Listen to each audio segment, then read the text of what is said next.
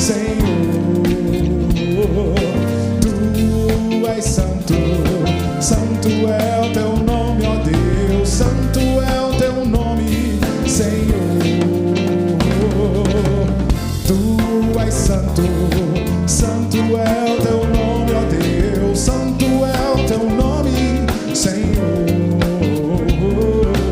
Tu és santo, santo é o teu nome, ó Deus, santo é o teu nome, Senhor.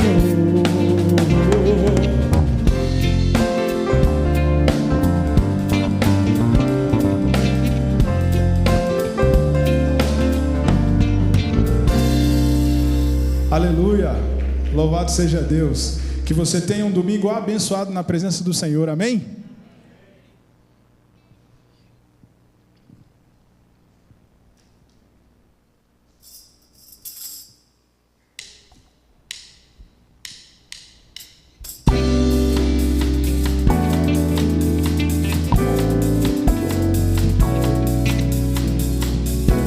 As palmas.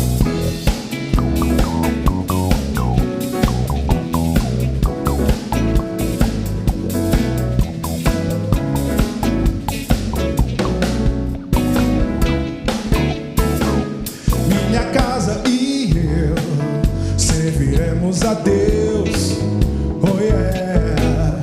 Minha casa e eu serviremos a Deus.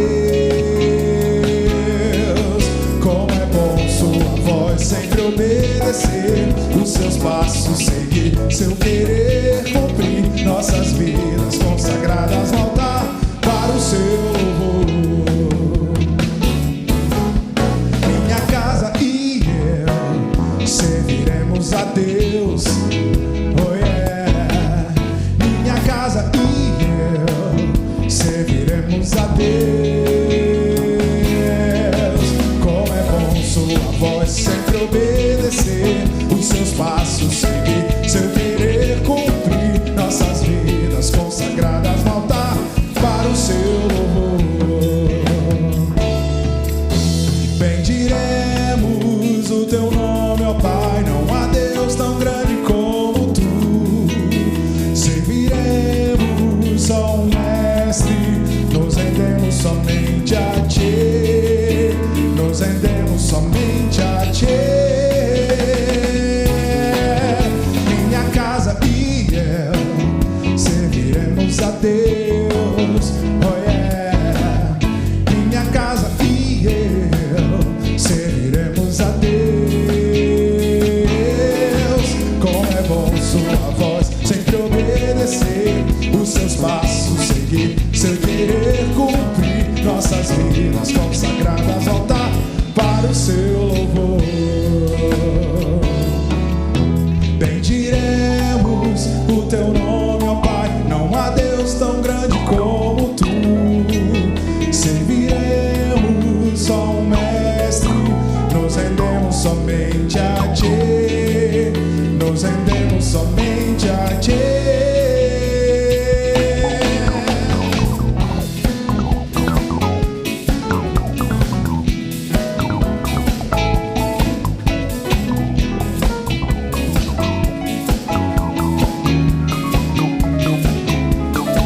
Como é bom sua voz sempre obedecer, os seus passos seguir, seu querer cumprir, nossas vidas consagradas no altar para o seu louvor, para o seu louvor, para o seu louvor, para o seu louvor. Aleluia, glória a Deus.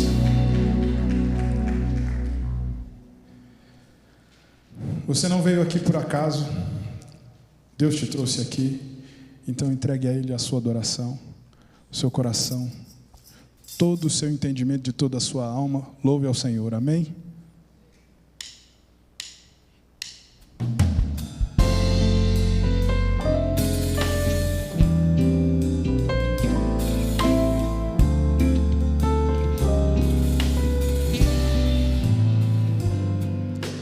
Vem e sopra sobre sobre nós teu sopro, reunidos neste ajuntamento.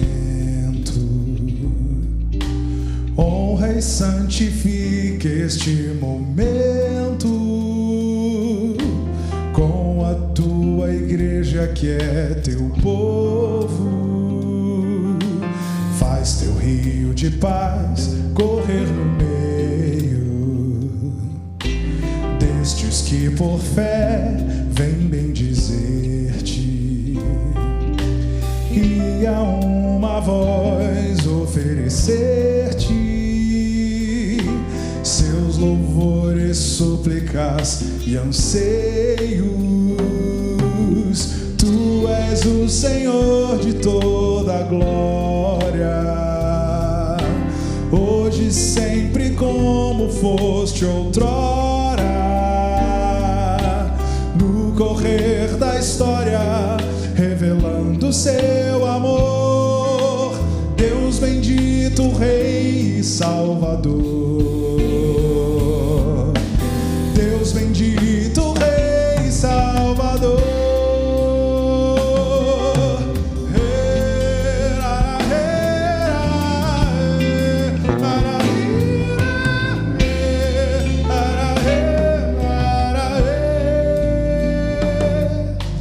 Vem e sopra sobre nós teu sopro, reunidos neste ajuntamento. Honra e santifica este momento com a tua igreja que é teu povo.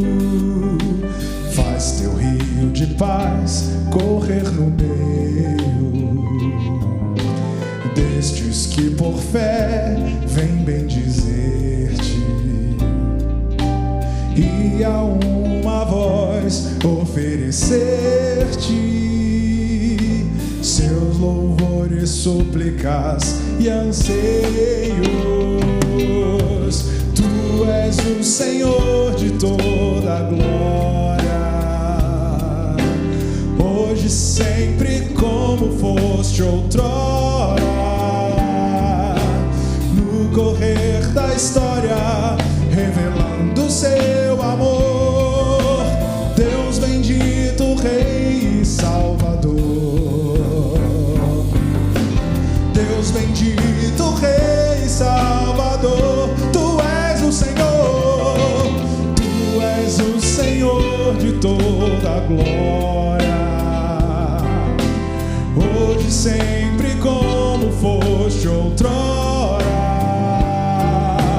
no correr da história, revelando seu amor. Deus bendito, Rei e Salvador. Deus bendito, Rei e Salvador. Deus bendito, Rei e Salvador. Deus bendito, Rei e Salvador.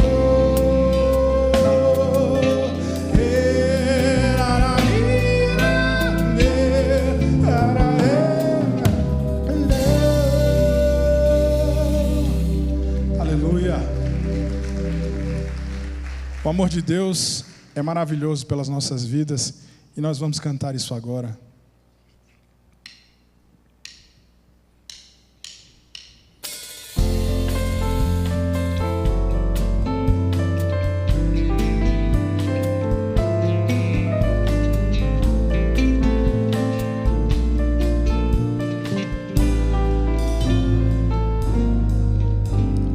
Maravilhoso amor é o amor de Deus por mim, que meu coração conhece, que perdoa e esquece, eterno e sem fim. Maravilhoso amor, maravilhoso amor é o amor de Deus por ti, que não mede sacrifícios, que não não poupa benefícios, eterno e sem fim. Maravilhoso amor, maravilhoso, maravilhoso, maravilhoso amor, maravilhoso amor, maravilhoso, maravilhoso, maravilhoso amor, maravilhoso amor.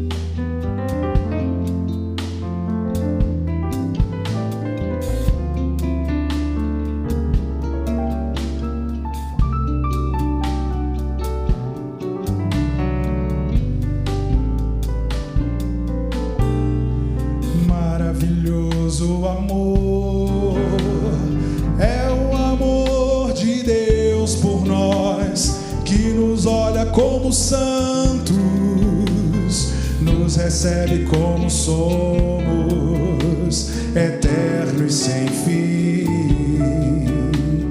Maravilhoso amor, maravilhoso, maravilhoso, maravilhoso amor, maravilhoso amor, maravilhoso, maravilhoso, maravilhoso amor, maravilhoso amor, maravilhoso, maravilhoso, maravilhoso amor, maravilhoso amor, mais uma vez, maravilhoso, maravilhoso, maravilhoso amor, maravilhoso amor.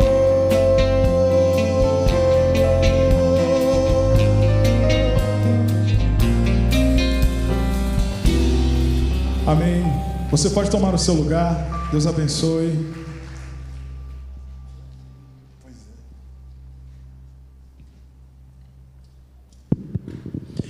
Bom dia. Bom dia, irmãos, bom dia a todos. Hoje é domingo, ontem teve conferência, sexta, sábado. Alguns aí devem ficar cochilando hoje um pouquinho mais, mas graças a Deus você está aqui, um dia de bênção, de paz, um dia de alegria, tá bom? Eu pedi para só deixar as letras ali até a gente encerrar.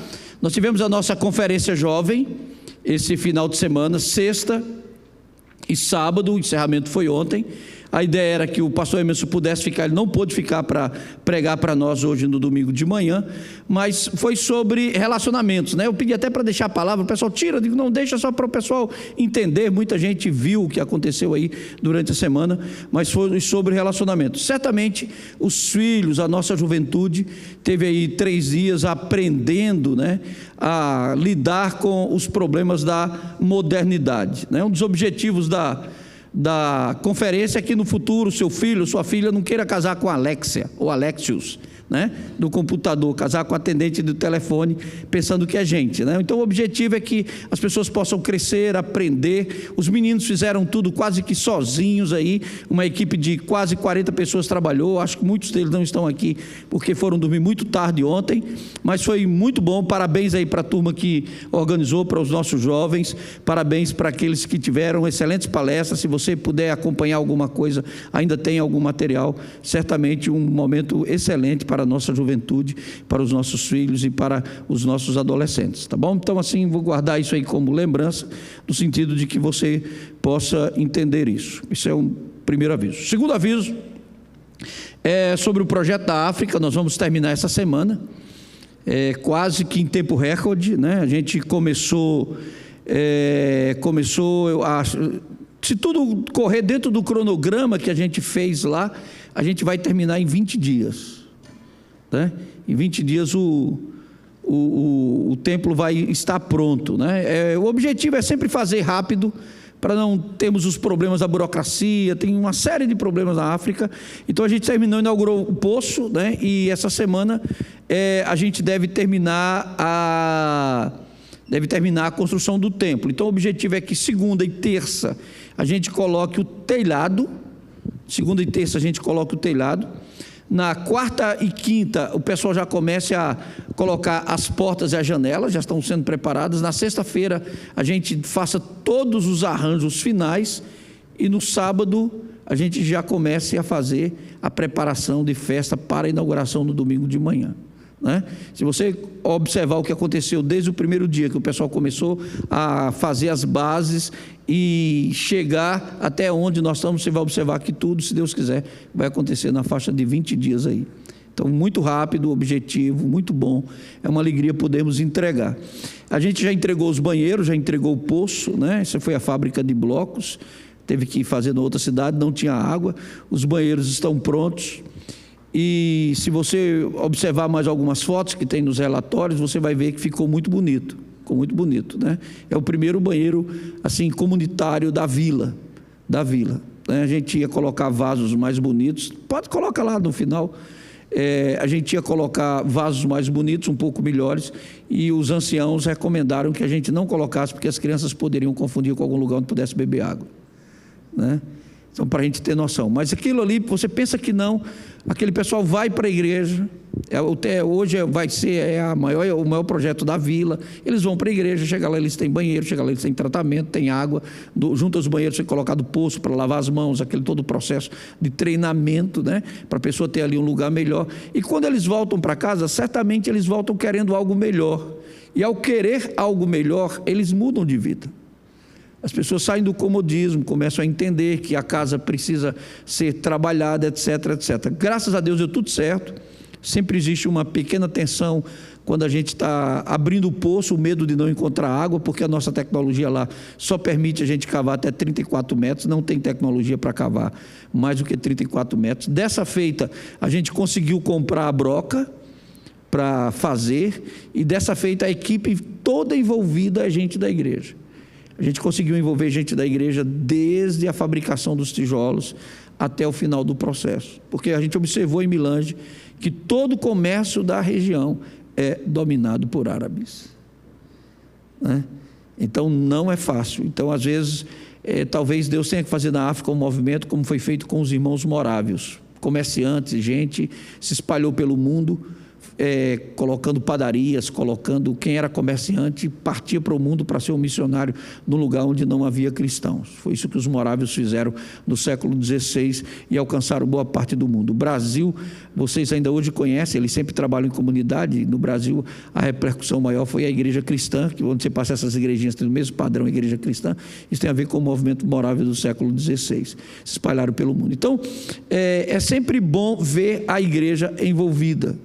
Ver a igreja envolvida. O mês de setembro foi um mês bem especial. Esse mês de outubro nós não paramos, nós tivemos a conferência, os jovens gastam com a conferência, nós temos o projeto em Milange, está bem mais calmo do que da outra vez, os recursos estão mais programados, mais planejados, existe uma previsão de que vão entrar outros recursos, mas o mais importante nisso tudo, amados irmãos, eu tenho aprendido nisso, é que você aprenda a ouvir e participar. Ouvir e participar. Faça a sua ofertinha, mande lá 100, 250, 30, 10, mande a sua oferta. Lembre-se que nós estamos em campanha para fazer isso, e vamos fazer, né? Isso é muito importante. Apertado eu acho que ninguém está, porque o tempo tem dinheiro sobrando para todo mundo, então não adianta a gente pensar muito sobre isso, né? Mas a gente vai fazendo as coisas e Deus vai cuidando. E se eu fosse dar oferta quando eu estou folgado, eu nunca tinha dado oferta na minha vida. fosse contribuir quando eu estava com folga, eu acho que não tinha contribuído nenhuma vez na vida, porque, né, a vida toda foi principalmente nos últimos 20 anos, desde que eu saí, fui para os Estados Unidos estudar, aquela coisa toda, é sua vida de estudante, tá bom? Então, vamos agradecer por isso. Vamos ficar de pé, vamos orar. A vida continua normal. A partir de hoje, a série de mensagens, eu vou tentar terminar uma série de mensagens que nós começamos a semana passada sobre o que é a igreja. O objetivo é que a gente tenha uma boa consciência sobre o que é a igreja, e a partir de novembro a gente já vai terminando. Só mais um aviso bem rápido: amanhã é a terceira aula do curso de teologia, tá bom? Serão apenas 4. Segunda-feira, e na outra segunda-feira a gente já termina o curso. Se você não comprou o livro, tem lá atrás, você vem, dá uma visão geral, tem uma visão de teologia, e aí a gente termina. Amanhã, 8 horas. Depois, a vida continua normal. Aí em novembro a gente já começa a desacelerar. Novembro nós vamos desacelerar para a gente celebrar o Natal, começar a pensar em celebrar o Natal, e aí o tempo já começa, Jingle Bell, Jingle Bell, já muda o clima todinho, tá bom? Vamos orar. Querido Deus, muito obrigado por este dia. Obrigado pela oportunidade que nós temos de prestar culto nesta manhã. Obrigado pelas vidas que atenderam, que prestaram culto, que adoraram na sexta-feira, que adoraram durante o dia de sábado, ontem. Ó Deus, abençoa aqueles que ficaram cansados, estão repousando, descansando, e aqueles que vieram. Abençoa as nossas vidas, Pai. Nós queremos te agradecer pela vida dos jovens que participaram, que montaram a conferência, que organizaram. Que o Senhor abençoe a vida de cada um, os namoros, os noivados e os casamentos.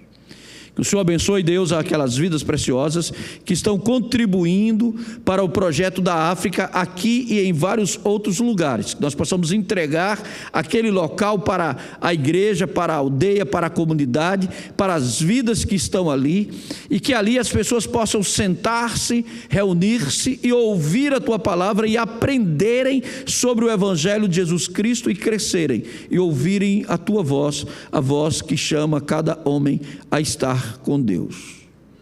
Abençoa, Deus, as vidas que estão estudando, aqueles que estão querendo aprender mais.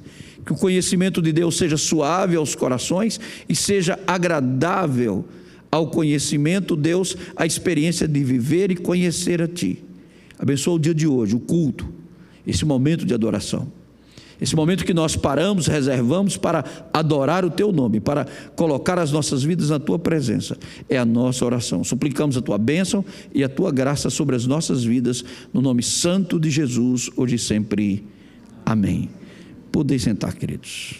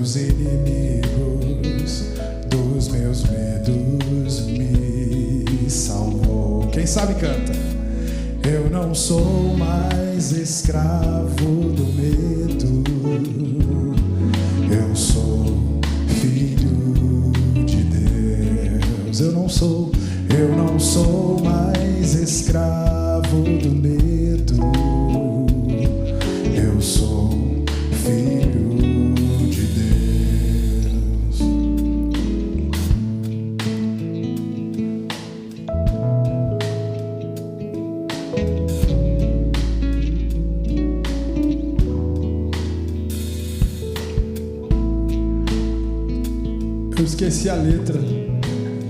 Me ajudem. Vocês sabem, é a 30ª vez que a gente está cantando essa música. Eu não sei, esqueci a letra. Os meninos me deixaram lá.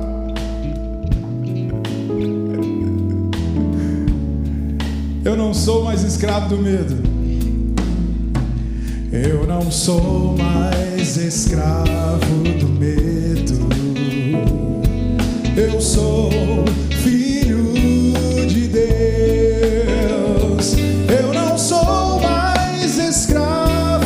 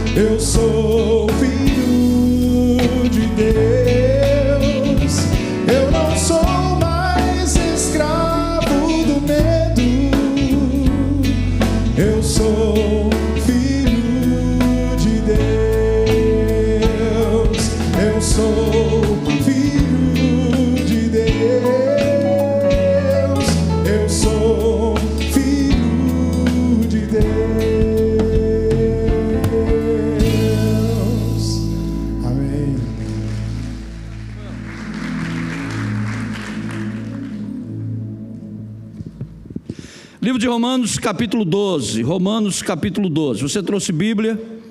Você pode abrir em Romanos, capítulo 12. Eu não sei o que fez, acho que agora apagou tudo, né?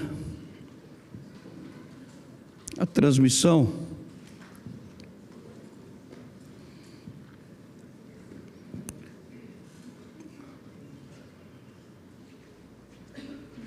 Não dá para ver, agora não dá para ver, tem uma tela na frente. A mensagem de hoje é a segunda do capítulo 12 de Romanos, baseado na questão dos dons, os carismas. Deu certo, obrigado. Primeiro eu queria que você pudesse observar essa foto, né? O nome desse personagem se chama Ron Rock. Ron Rock é o nome dele. E essa foto chamou minha atenção porque eu estava assistindo toda a movimentação do ciclone, né? Ou do furacão que nós chamamos, do furacão Milton. E eu acompanhei, preocupado assim a gente preocupado com o Davi, pessoal, vamos orar para o Davi está em Orlando. Mas Davi ficou 6 horas no furacão. Davi disse: papai, saí cedo, me mandei, peguei o carro, 6 horas de distância. Então Davi estava longe, muito longe do furacão, apesar que algumas pessoas não saíram. E ele contou algumas das experiências. Eu já vivi isso nos Estados Unidos. Eu estava nos Estados Unidos quando apareceu o Antrax, aquele ataque do Antrax. E o americano, ele é muito prevenido com algumas coisas. Quando sai um negócio desse, se você 6 horas depois, 7 horas, você for no supermercado, você não acha mais água. Eles compram tudo e guardam. Então uma das primeiras coisas que acontece é que o supermercado zera. E às vezes zera supermercado e zeram itens de primeira necessidade, leite, tudo. Eles vão lá e rapam. Quando você procura, o supermercado está vazio. Eu acompanhei mais uma vez a questão do Milton, a gente orando, preocupado com o que estava acontecendo. E de muitas fotos que saíram, essa foto me chamou a atenção. Essa foto foi tirada desse homem, esse senhor, que logo imediato à passagem, já no final do furacão, ele resolveu andar pelas ruas de Tampa, cidade de Tampa, uma das mais atingidas, procurando pessoas que poderiam estar presas entre os destroços ou pessoas que estivessem precisando de ajuda. Essa foto só foi possível porque tinha uma fotógrafa lá chamada Rebeca, né? Quem tirou a foto não foi ele, não foi nem uma selfie. Tinha uma repórter que estava acompanhando já o pós momento ali do furacão, e me chamou a atenção pelo desejo e pela vontade dessa pessoa de servir as pessoas, de procurar uma forma de ajudar alguém que após a tempestade precisava de socorro, precisava de ajuda. Essa é a razão da foto. A mensagem, ela faz parte de um conjunto de 6 mensagens sobre os dons, os carismas que Deus deu à igreja de forma específica. Se você observar a questão dos carismas, você vai descobrir que os primeiros 3 dons foram doados de forma objetiva para que a igreja sirva a igreja.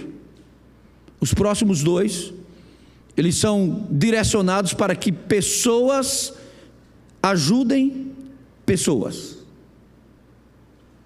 Então, os primeiros dons relacionados do livro de Romanos têm a ver com o ato ou fato de que você recebeu dons, não simplesmente talentos, você recebeu dons para servir a igreja de forma específica.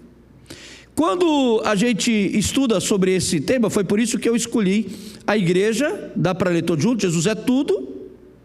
Vamos pelo menos ler os temas, né? Porque no futuro você vai lembrar de alguma coisa. Eu sei que não dá para lembrar tudo. Jesus é tudo, a igreja é a casa dos servos.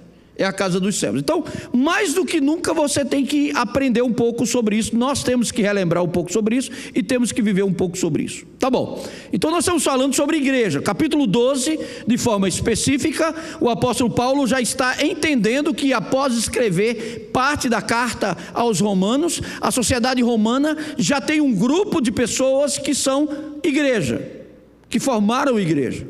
Isso vai ficar muito claro quando você chega no capítulo 16.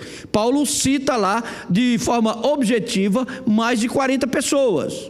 Ele faz uma citação nominal de mais de 40 pessoas que estão naquela igreja. Dentre as pessoas que ele vai citar lá na igreja, no livro de Romanos, ele cita um personagem que deveria ser conhecido da cidade, chamado Erastos, que era... Quem já leu Romanos 16? Que era o tesoureiro da cidade, era o Paulo Guedes de Roma. Então você vai observar, para você entender algumas coisas, que existe toda uma sociedade dentro da igreja representada. Então ele cita pessoas no capítulo 16 que estão na casa de César, dentro da casa do imperador. Ele cita pessoas que estão na área de finanças da cidade. Ele cita pessoas que estão presas. Ele fala de pessoas que arriscaram a vida. E ele fala dos desejos missionários que ele tem de passar por Roma e alcançar a Espanha, que tem muito a ver conosco antigamente. Depois foi que surgiu Portugal. Portugal veio depois da Espanha. Portugal aparece depois da Espanha. Então a península ibérica antigamente era chamada de Espanha. Ou no Velho Testamento, no livro de Jonas, era a região de Tarsis, região dos navegadores, os navios de Tarsis. Já havia cultura de fazer navios daquela região desde a época antiga.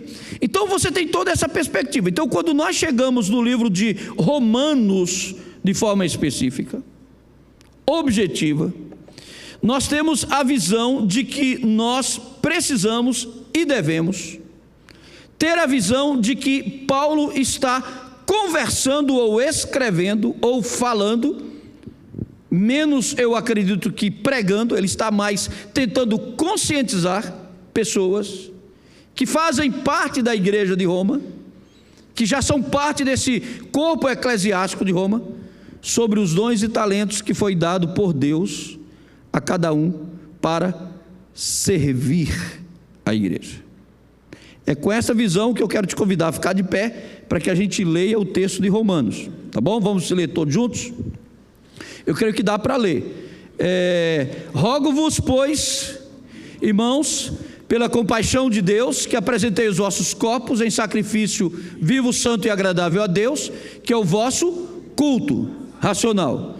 E não vos conformeis com este mundo, mas transformai-vos pela renovação do vosso entendimento, para que experimenteis qual seja a boa, agradável e perfeita vontade de Deus, a experiência do culto. Porque pela graça que me é dada, digo a cada um dentre vós, que não saiba mais do que convém saber, mas que saiba com temperança, conforme a medida da fé que Deus repartiu a cada um. Porque assim como em um corpo temos muitos membros, nem todos os membros têm a mesma operação. Assim nós que somos muitos, somos um só corpo em Cristo, mas individualmente somos membros uns dos outros, de modo que, tendo diferentes dons, segundo a graça que nos é dada, se é profecia, seja ela segundo a medida da fé, se é ministério, que é a palavra de hoje, se é ministério, seja em ministrar, se é ensinar, que haja dedicação ao ensino, ou que exorta, use esse dom em exortar, e o que reparte, faça com liberalidade, o que preside, com cuidado, o que exercita a misericórdia, faça isso com alegria. Essas são as instruções que o apóstolo Paulo dá. Lá no livro de Efésios, de forma específica, a leitura final, ele nos mostra que todos os dons foram dados. Pode passar a próxima. Ele nos mostra que, depois, ele nos mostra que todos os dons foram dados. A palavra usada para ministério é diaconia, mas a graça foi dada a cada um de nós segundo a medida do dom de Cristo. Pelo que diz, subindo ao alto, levou cativo o cativeiro e deu dons aos homens. Como escaparemos nós se não atentarmos para uma tão grande salvação, a qual, começando a ser anunciada pelo Senhor, foi-nos depois confirmada pelos que a ouviram, testificando Deus também com eles, por sinais, milagres e várias maravilhas, e dons do Espírito, distribuídos pela sua vontade. Podem sentar. Diaconia. A primeira palavra-chave que Paulo usa em Romanos 12 é profecia. A segunda palavra é diaconia. Diaconia, daí vem a palavra diácono. Vem a palavra diácono. A teologia, ela divide, ou pelo menos ela tentou dividir o entendimento da igreja em dois tipos de igrejas. A igreja em si, ela está dividida, ela é dividida por denominações visíveis, mas a teologia divide a igreja entre igreja visível e invisível. Essa é a principal divisão da teologia eclesiástica. Então existe uma igreja que você vê e existe uma igreja que você não vê.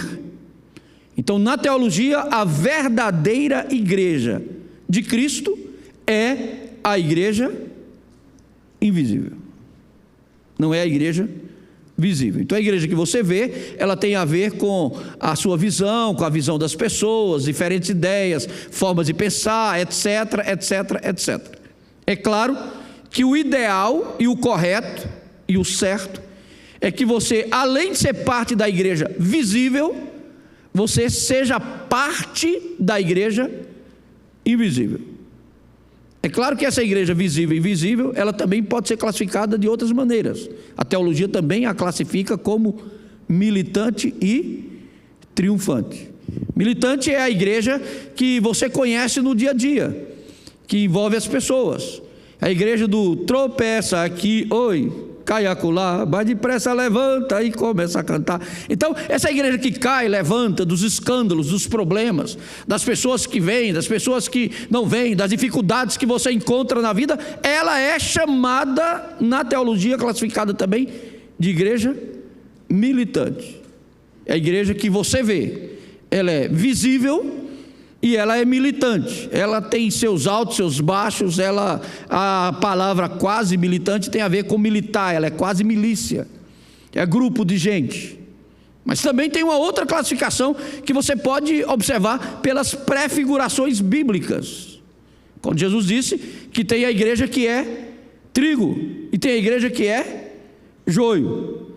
Então o trigo e o joio também estão andando juntos. E a Bíblia diz que nunca será tirado, que aqui não haverá separação. É por isso que na igreja visível você não pode simplesmente dizer esse vai, esse não vai, esse é crente, esse não é crente, esse está certo, esse está errado, porque esse é apenas um militante. Então o joio está em todos os lugares, faz parte de todo o processo.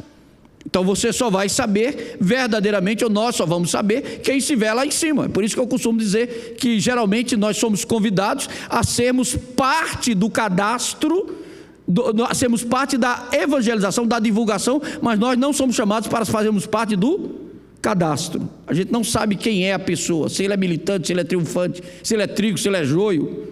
A gente não sabe, a gente só ouve falar dos problemas.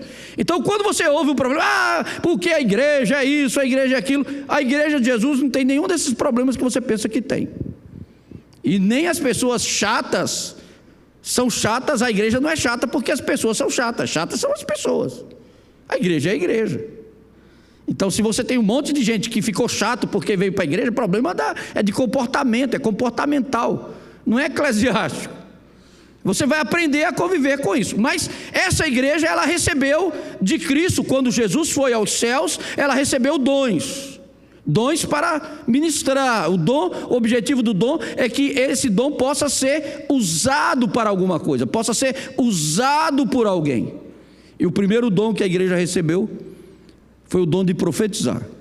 Por isso que a igreja é a casa dos profetas. Igreja é o lugar onde você ouve a verdade, é o lugar onde alguém, de alguma maneira, se for a igreja de Jesus, vai te chamar para a realidade da vida.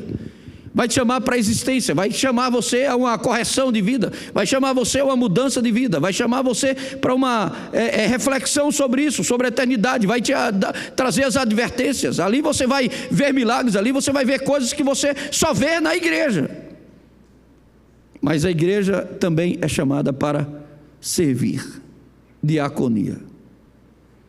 Então ela é a casa da profecia, mas acima de tudo ela também é a casa da diaconia. Quando nós estudamos sobre diaconia, a gente aprende que nas igrejas possuem diáconos. Isso é desde Atos capítulo 6. Esse diácono de Atos capítulo 6 até os dias de hoje não tem a ver com diaconia. Diaconia não é quem faz parte de um corpo diaconal, é quem faz parte de um grupo de pessoas ordenadas para servir as pessoas. Não, diaconia é um dom que Deus dá às pessoas, servir a igreja. E a Bíblia diz que o que quer ser diácono, que seja diácono. O que quer servir, que seja servir. Então, quando Jesus Cristo veio e esteve entre nós, Ele deixou muito claro para todos nós: o Filho do Homem não veio para ser, vamos lembrar disso? O Filho do Homem não veio para ser servido. O Filho do Homem veio para servir. Então, quando o corpo eclesiástico se torna, até um certo ponto, senhorio, quando o corpo eclesiástico se torna para ser servido, ele perdeu o dom. Ele perdeu o dom de servir. Por isso a escolha da foto. Existe uma necessidade lá fora, existe um furacão lá fora, existe um problema lá fora, a luz está apagada, tem gente que está correndo, tem gente, mas alguém que Deus deu vida, alguém que olhou, pegou a bicicleta e disse: pode ter alguém lá preso. Vou andar pelas ruas, vou olhar, vou fazer, vou pregar, vou olhar, vou pesquisar, vou ajudar, e se alguém precisar de ajuda, eu vou ajudar. Esse é o verdadeiro sentido do diaconato. É o sentido de que você usa os seus talentos e os seus dons para servir as pessoas, para servir as gentes, para servir de forma específica a igreja. É claro, amados irmãos, que todos nós temos formações diferentes. Aprendemos a ter formações diferentes. Se você veio do Nordeste e foi criado no Nordeste, passou mais de 30 anos no Nordeste, você é nordestino. Se você só nasceu no Nordeste e veio para Brasília, você é mais brasileiro do que nordestino. Sobrou só alguma coisa. Se você vai para algum lugar, você não muda, você não tira. E eu aprendi no Nordeste, que homem é para ser servido. Foi assim que eu aprendi, era a cultura. Na cultura africana ainda é assim, a gente constrói aquele poço lá, mas na cultura africana é a mesma coisa do Nordeste. A mulher tinha que buscar água, mandar buscar água. Minha avó levantava 5 horas da manhã, desamarrava o jumento, a provisão da água, e mandava buscar. Ainda bem que ela tinha servos, mandava buscar água e lenha, mas a responsabilidade era dela ou dos servos. Então você aprende de alguma forma na sua cultura a ser servido. Cultura latina é especialista nisso, né? Existe um ditado nos Estados Unidos que nos Estados Unidos americano não tem empregada, mas no Brasil até empregada tem empregada. Eu brincava, costumo olhar para Brasília, o exemplo, críticas à parte, que as embaixadas ricas possuem poucos funcionários, mas as embaixadas pobres, muitos funcionários.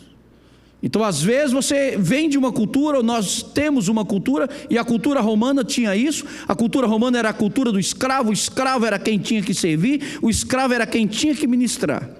A classe romanis, aqueles que tinham o privilégio, recebiam todo o processo de serviço. Então, Paulo explica para a igreja: meus irmãos, depois do culto, a profecia. Depois do culto, o chamado para que as pessoas entendam a realidade da vida. A igreja é a casa dos profetas. Mas depois da profecia, o serviço. É importante que você aprenda a servir. É claro que quando você vai ficando mais experiente, você vai aprendendo o valor disso. Eu sei que Daqui uns dias vocês vão aprender um pouco. Eu estou começando a aprender, começando a ficar aposentado, mais tranquilo. Mas coisas que me dão alegrias hoje não me davam alegria no passado. Mas eu nunca me esqueço, uma vez eu fui para Boca Raton, estava numa conferência lá. E nessa conferência tinha um senhor servindo o café da manhã. Servindo o café da manhã. E o café da manhã está lá parado, arrumado, ele servindo para cada pessoa, servindo lá da maneira dele, perguntando se o café estava bom, se o café estava agradável, está bom, está bem. Muito carinho em servir. E eu estou por ali andando, nunca fui curioso, nunca observei nada, mas gosto de observar as coisas. E quando termina ali, quando ele termina de sair do cafezinho dele, ele vai andando lá e está a limusine lá esperando ele. Naquela manhã ele foi ali para servir.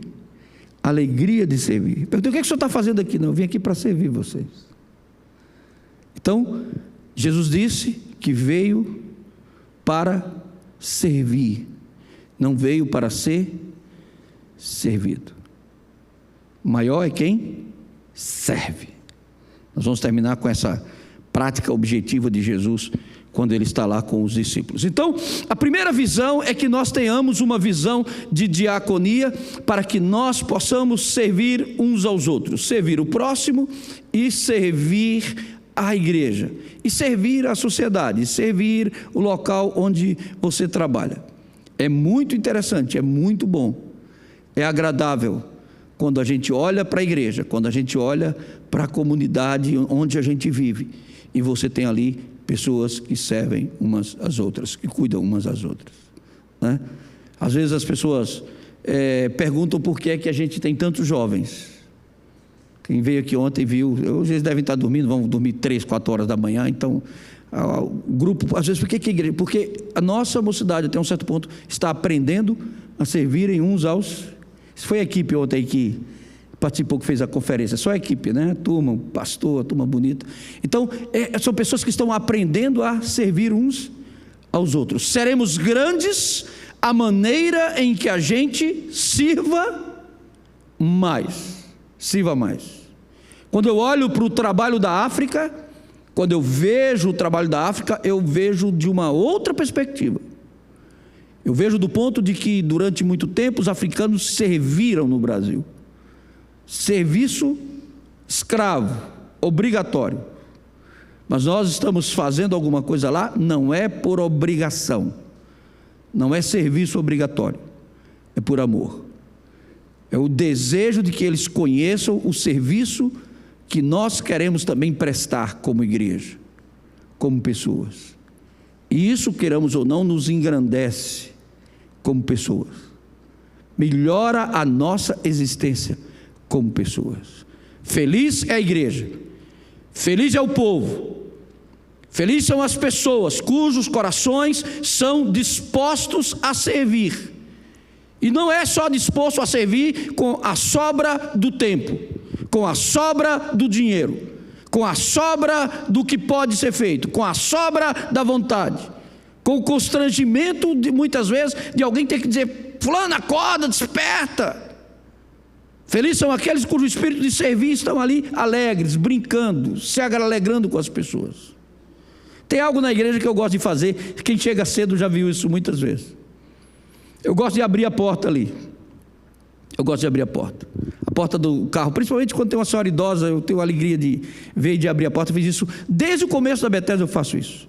Mas quando a gente elegeu os primeiros diáconos, quando a gente elegeu a primeira turma, eu estava ali brincando, digo: estou ensinando vocês aqui como é que trabalha, tal, brincando. E tinha alguém do meu lado que falou assim: eu não vou abrir porta para ninguém. Eu não vou abrir porta para ninguém.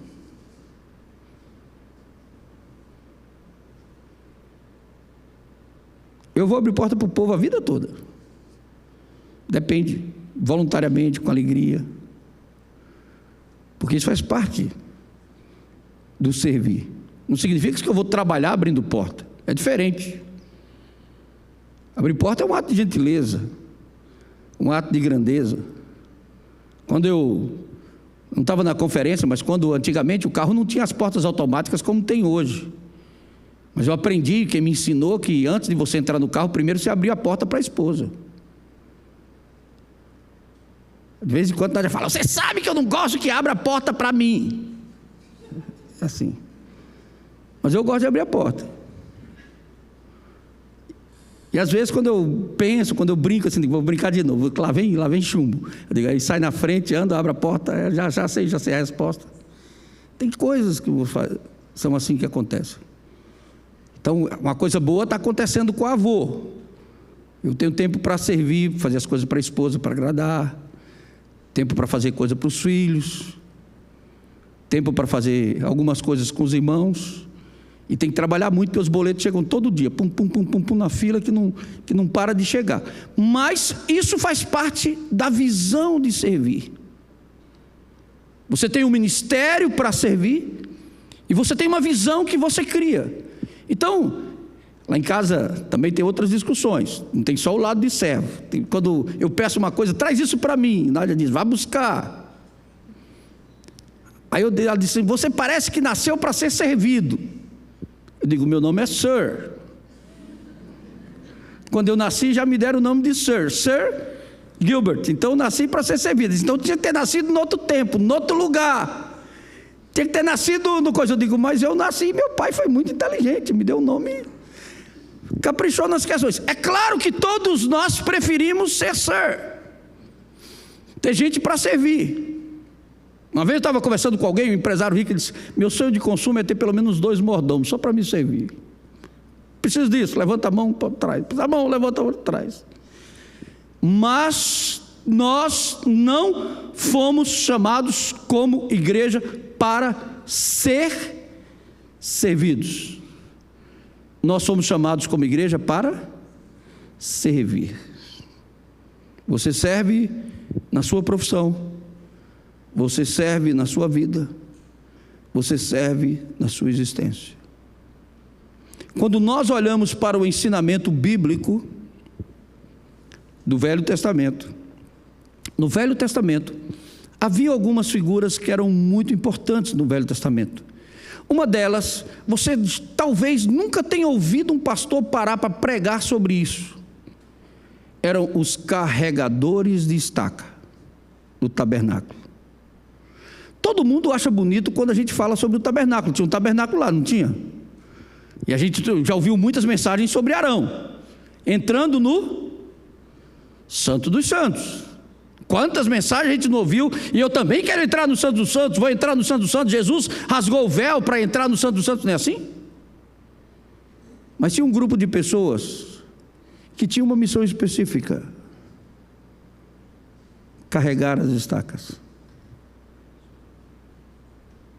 Certamente não estavam entre os mais bem pagos do sistema, porque, aliás, eu sempre digo isso, desde o Gênesis ao Apocalipse, nós não somos comunistas, nós somos capitalistas. Alguns ganham mais, outros ganham menos. Existem funções diferentes, diversas, e a humanidade remunera de acordo com o entendimento do momento, das circunstâncias. Mas aquelas pessoas carregavam estacas. E aquelas pessoas que carregavam estacas, muitas vezes, não tinham o privilégio de entrar no santuário. Mas tinha também aquelas pessoas que carregavam lenhas. Carregavam lenha para o templo. No Novo Velho Testamento, eles eram chamados de nabateus. Eram escravos. E eles eram obrigados a carregar água e lenha para o sacrifício. Você imaginou quando o povo vinha, toda aquela celebração, aquela coisa toda, aquele serviço de Israel, aquele serviço gigantesco, 100.000 ovelhas sendo sacrificadas? Coitado do carregador de lenha. Não se esqueçam que tinham que queimar 100.000 ovelhas, que não tinha caminhão como tem hoje. Imagina o sacrifício daquelas pessoas. Ali tinha gente que o lombo sangrava. Tinha gente que fazia alguma coisa. E naquela luta para fazer o sacrifício, tinha os nabateus. Teve um cara chamado Saul, que maltratou muito os nabateus. Tratou muito mal os nabateus. E a Bíblia diz que eles clamaram a Deus. E a Bíblia diz que Deus ouviu.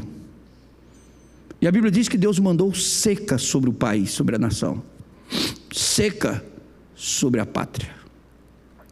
O profeta Saul foi perguntar por que estava acontecendo aquela seca. Saul não, na época de Davi, foram perguntar por que estava acontecendo aquela seca. E Deus disse que foi porque Saul tratou mal os nabateus. E aí Davi mandou chamar os nabateus. O que é que vocês querem para parar com essas orações? 7 filhos de Saul sejam enforcados em praça pública. E Davi escolheu dos filhos de Saul, entregou na mão dos nabateus, eles enforcaram. É a Revolução Francesa do Velho Testamento. A plebe com raiva da elite. E a seca parou. Quando você caminha do Velho Testamento para o Novo Testamento, você tem uma outra história. Você tem alguém que haveria de prestar a Deus o mais bonito dos sacrifícios: Jesus de Nazaré. Mas até lá também alguém tinha que levar a lenha. Alguém tinha que levar as estacas. E ele mesmo leva a sua madeira. Madeiro pesado. Ele levou a sua madeira. Mas no caminho, ele tropeçou. No caminho ele tropeçou. E caiu. Quando ele caiu, um homem se dispôs a ajudá-lo. Quem foi que o ajudou? Simão Cirineu. Se você estudasse direito geografia, é porque hoje o pessoal não ensina mais geografia, só ensina em Instagram, Facebook, bababá. Então não dá. Mas se você estudasse, você haveria de aprender que Simão Cirineu era africano. Quando eu estudei Bíblia com os africanos, eu dizia: vocês precisam ver as belezas que existem na Bíblia sobre a África. Não apenas a maldição de Noé. Você precisa ver o que existe de bonito na Bíblia sobre a África. O exílio de Jesus, Simão Cirineu, Níger, Simão Níger como mestre na igreja de Antioquia, Alexandria como capital do conhecimento dos primeiros séculos. É porque também tem muita discriminação. A África de cima às vezes parece que é a África branca, a África de Alexandre. E muitas outras coisas. A visita da rainha de Sabá, a história do culto com a rainha de Sabá, tem muitas coisas. Deus cuidou de servir os povos. E é interessante que, se você olhar em cada cultura, isso eu gosto quando eu ando, quando eu viajo, é que Deus deu dons aos homens, deu talentos aos homens. Ao Brasil deu demais, muita coisa boa. O pessoal fala que o povo não presta. Eu não acredito nisso, mas a gente tem alguns pré-requisitos. Eu acho que o povo é bom, só precisa se converter. Só é ruim porque está longe de Deus. Quando estiver perto de Deus, melhora tudinho, dá um jeito em tudo. Se voltasse para Deus, melhora. Imagine todo mundo convertido no Brasil. Isso aqui vira o quê? Um céu. Um céu. Antecipação celeste. Mas quem tem que fazer isso? É a igreja. Quem tem que pregar a verdade? Os profetas. Quem é que tem que servir as pessoas para que elas vejam o serviço do Senhor? A igreja. Quando eu estive na Coreia em 98, uma estatística na Coreia era interessante. A igreja presbiteriana da Coreia era responsável por quase 60% da assistência social do país.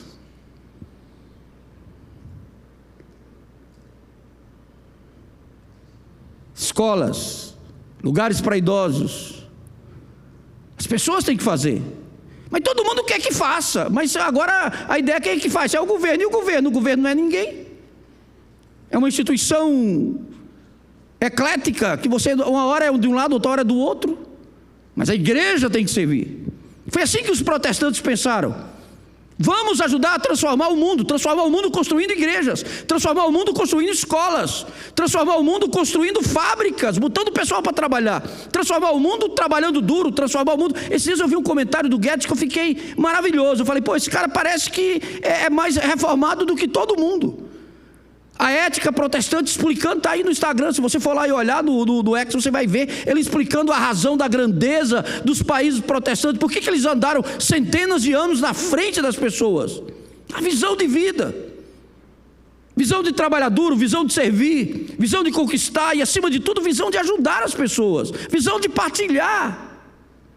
Essa semana eu li uma entrevista com um cara que eu gosto da voz dele, não gosto do comportamento, mas eu gosto muito da voz. De vez em quando eu ouvi a música, porque foi uma das primeiras músicas que eu ouvi, obrigado a assistir quando eu estava estudando inglês. Oh, Nikita, you never know. Que é o cara? Elton John. Voz fantástica. A primeira música que eu vi, Nikita, como é que o cara pega uma música, o nome de uma pessoa e faz uma melodia, um negócio fantástico. E aí fizeram entrevista com ele esses dias agora, no final da vida em Los Angeles. Ele está com mais de 70 anos. Ele disse: eu não paro de pensar na morte. Não paro de pensar na morte. Penso nisso direto. Acho que todo mundo que está na minha idade pensa direto sobre isso. O que é que vai acontecer com isso depois disso? O que é que vem por aí? Aí ele fez um balanço da vida. E o que me sobrou? Um quadril velho aleijado. É o que está me sobrando por enquanto. É o que vai sobrar, é o saldo da vida, é dor, é velhice, é osso quebrado. Daqui um dia sou eu, mas espero estar velhinho assim: meu irmão, se converta aí, não morre não, babá, dá um jeito, né? Se alguém trouxer: bom dia, irmão, tá tudo atrasado ainda, eu estou aqui todo velho, a gente está dizendo que estou chegando atrasado, algum problema, doente, está com problema aí, o que é que está acontecendo? Porque vem começa a levantar cedo, aí chega cedo, qual é o problema? A igreja existe para servir. Tá bom, mas na Bíblia a gente tem um probleminha lá. O problema é a síndrome da mãe dos filhos de Zebedeu. Jesus está indo para Jerusalém, está aquele negócio todo, aquele alvoroço, zum político, Ibope diz que Jesus vai ser rei, a Datafolha diz que Jesus vai ser rei. Mediram a popularidade dele, 90%, está eleito rei, está todo preparado para ser rei. E a mãe de Zebedeu, naquela inocência sem fim: oh Jesus, que maravilha que você vai ser rei. Eu queria fazer um pedidozinho para o senhor, um pedidozinho pequeno, se o senhor puder me atender, eu gostaria muito que o senhor respondesse. A sutileza política é que meus filhos são muito competentes, gente muito boa, diplomada, tem todos os diplomas, serviço. É que um pudesse ficar na direita e o outro pudesse ficar na esquerda. Que mulher inteligente, do ponto de vista político, mas do ponto de vista cristão, uma serpente no meio do colégio apostólico. Mulher, quem foi que te ensinou que o Filho do Homem veio para ser servido? O Filho do Homem veio para servir. Isso aí, negócio de sentar à direita, sentar à esquerda, existe, está no regulamento, mas isso não pertence a mim, isso pertence ao meu Pai. Ele que vai decidir quem senta na direita e quem senta na esquerda. Está lá aquela preparação, última Santa Ceia, todo mundo parece que não está entendendo o que está acontecendo, e naquele processo do não estar entendendo o que está acontecendo, Jesus ministra a ceia, prepara a ceia, está preparada antes da ceia, aí Jesus vai e coloca as vestes de um nabateu, de um escravo, e coloca uma toalha na cintura. E agora manda que os discípulos fiquem sentados. Santa Ceia, é importante que a gente lave os pés. É tradição judaica. E eu vou lavar os pés de vocês. Aí Pedro disse: Nevas de Pitibiriba, nunca? O senhor nunca vai me lavar os pés? Eu sou nordestino, na minha cultura ninguém lava os pés de um. Quem lava os pés é o menor. Jesus disse: Pedro, ficou doido? Se eu não te lavar os pés, você não tem parte comigo. Tem que fazer parte do ritual. Se eu, que sou considerado o maior, lavei os pés de vocês, vocês devem fazer o mesmo. A vida é bela, a vida é bonita. Eu admiro muita gente, eu gosto de grandes biografias. Sou um leitor de biografias interessantes. Estou lendo, dou uma pausa, mas vou ler com carinho. Não é toda a biografia que eu chego no final, mas já li quase até a metade a biografia de Mao Tse-tung. Interessante. É um regime político diferente do nosso, que diz que ajuda quem precisa mais. Mas se alguém desobedecesse, talvez tenha matado mais de 62 milhões de pessoas por causa da obediência. Para ser Senhor.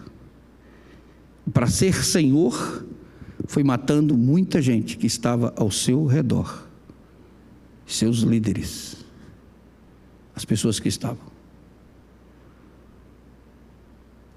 A igreja é a casa dos servos.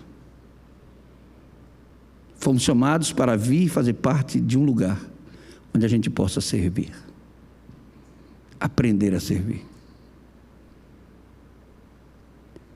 De sorte, Paulo escreve aos Filipenses que haja em vós o mesmo sentimento que houve em Cristo Jesus, que sendo Deus, não teve por usurpação, não é usurpação, não teve por status, não deu uma carteirada de Deus, coisa que nós fazemos, mas assim mesmo se humilhou e veio até nós em forma de homem, e sendo homem foi obediente como servo, e sendo servo foi obediente até a morte, e tendo que enfrentar a morte, enfrentou a morte de cruz. É claro que nem todos os nabateus serão como Simão Cirineu, mas bem-aventurado é o lombo que carrega a madeira para aliviar um pouco a dor do mestre. Pequeno momento na história, muito importante. Que Deus nos abençoe. Amém, irmãos? Amém? Romanos, Jesus é tudo. A igreja é a casa dos servos. Que Deus nos abençoe. Amém? Vamos ficar de pé, vamos orar.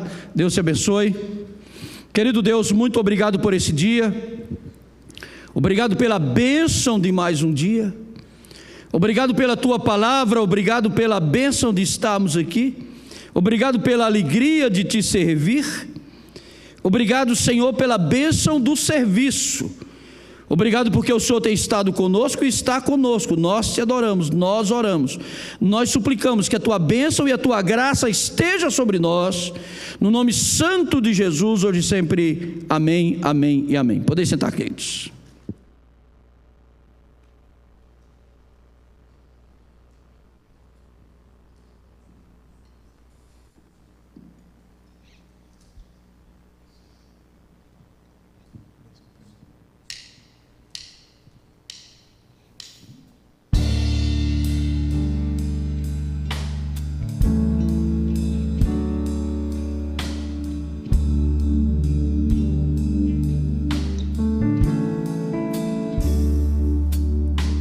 Antes eu te conhecia de ouvir falar, mas agora de contigo andar, eu sei o Deus que tenho, meu Rei, Senhor e Pai. Te quero em minha vida mais e mais. Antes eu te conhecia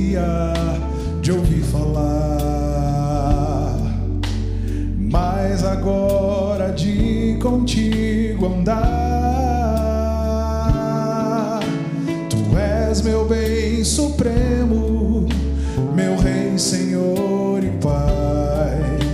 Me alegro em tua vontade mais e mais. Tu sondas e conheces meu coração, Senhor. Sabes, sou limitado, mas conto com teu amor. Sendo, pois, teu filho, venho te dar louvor. Que bom é tua vida em minha vida. Tu sondas e conheces meu coração, Senhor. Sabes, sou limitado, mas conto com teu amor. Sendo, pois, teu filho, venho te dar louvor. Que bom é tua vida em minha vida.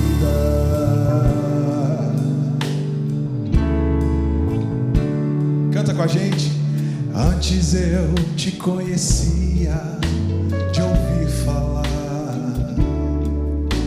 mas agora de contigo andar.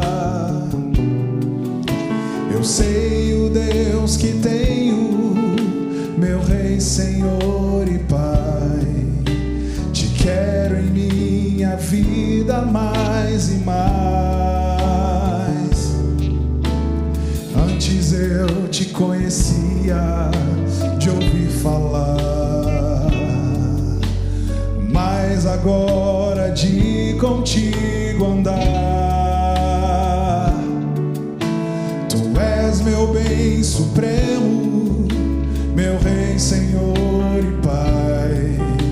Me alegro em tua vontade mais e mais.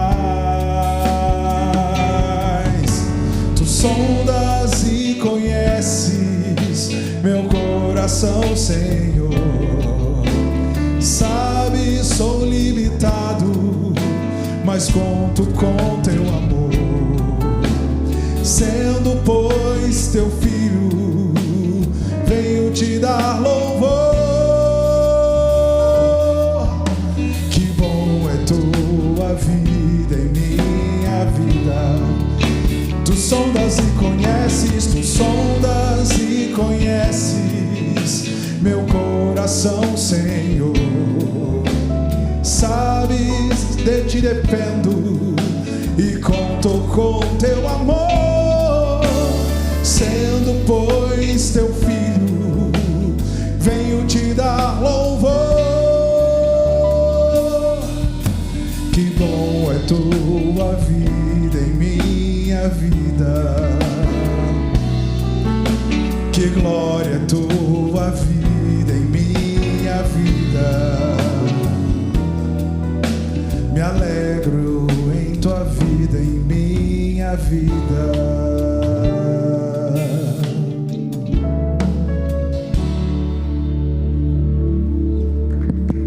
Amém, irmãos? Vamos encerrar, vamos orar. Deus te abençoe. Semana de bênção, semana de paz. Que Deus nos faça uma casa de servos, pessoas para servir, para abençoar outras vidas. Sejamos de grande bênção para todas as pessoas que estão ao nosso redor. Amém, irmãos? Amém. Deus abençoe. Obrigado a turma aí do louvor. Turma que está vindo aí, chegou cedo, parabéns. Deus abençoe. Querido Deus, leva-nos em paz para as nossas casas.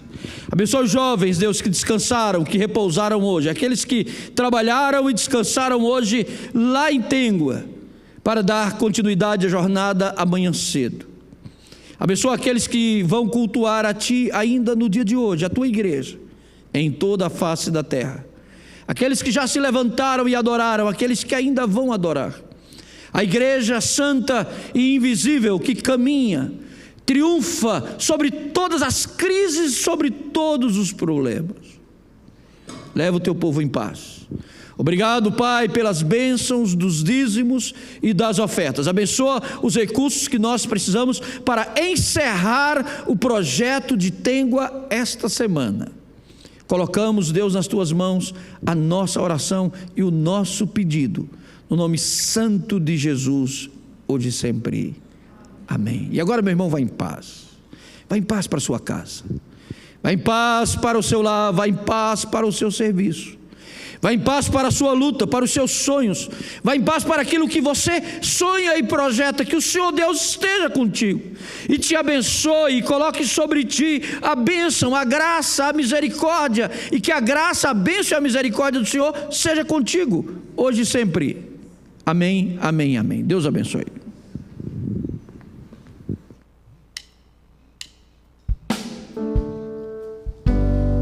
Rompendo em fé, minha vida se revestirá